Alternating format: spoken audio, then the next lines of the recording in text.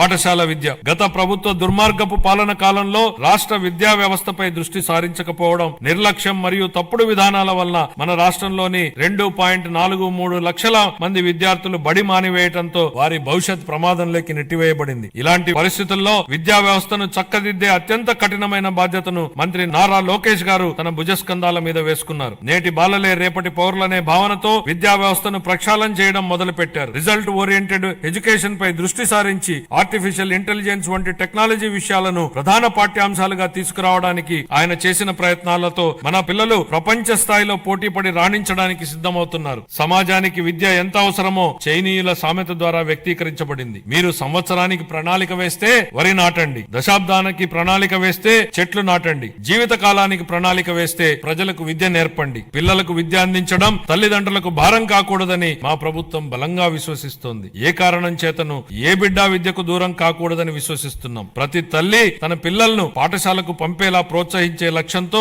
మరో సూపర్ 6 హామీని అమలు పరిచే దిశగా తల్లికి వందనం పథకాన్ని ప్రారంభిస్తున్నాం. 25-26 విద్యా సంవత్సరం నుంచి ఈ పథకం కింద 15,000 రూపాయల ఆర్థిక సహాయాన్ని అందించుతున్నాం. చదువుకునే ప్రతి విద్యార్థి తల్లికి ఈ పథకాన్ని అందించడానికి కేటాయింపులు జరుపుతున్నాం. ఈ పథకం ప్రభుత్వ మరియు ప్రైవేటు పాఠశాలలో 1 నుండి 12వ తరగతి వరకు చదువుతున్న పిల్లలకు వర్తిస్తుంది. అదేవిధంగా సర్వేపల్లి రాధాకృష్ణ విద్యామిత్ర పథకం ద్వారా 35.69 లక్షల మంది విద్యార్థులకు ఉచితంగా పుస్తకాలు, యూనిఫామ్లు, డొక్కా సీతమ్మ మధ్యాహ్న బడి భోజనం పథకం ద్వారా విద్యార్థులకు పౌష్టికాహారాన్ని అందిస్తున్నాం. ఉపాధ్యాయులకు స్నేహపూర్వక వాతావరణంలో కూడిన విద్యా వ్యవస్థ కోసం గౌరవనీయ మానవ వనరుల అభివృద్ధి శాఖ మంత్రి నారా లోకేష్ గారి చొరవతో మా ప్రభుత్వం అన్ని ప్రభుత్వ పాఠశాలలకు ఉచిత విద్యుత్తును అందించాలని నిర్ణయించిందని గౌరవ సభకు ఎంతో సంతోషంగా ప్రకటిస్తున్నాను. ఇది స్థానిక సంస్థలపై ఆర్థిక భారాన్ని తగ్గించడమే కాక ఉపాధ్యాయులు మరియు విద్యార్థులకు ఒత్తిడి లేని వాతావరణాన్ని కల్పిస్తుంది. 25-26 ఆర్థిక సంవత్సరానికి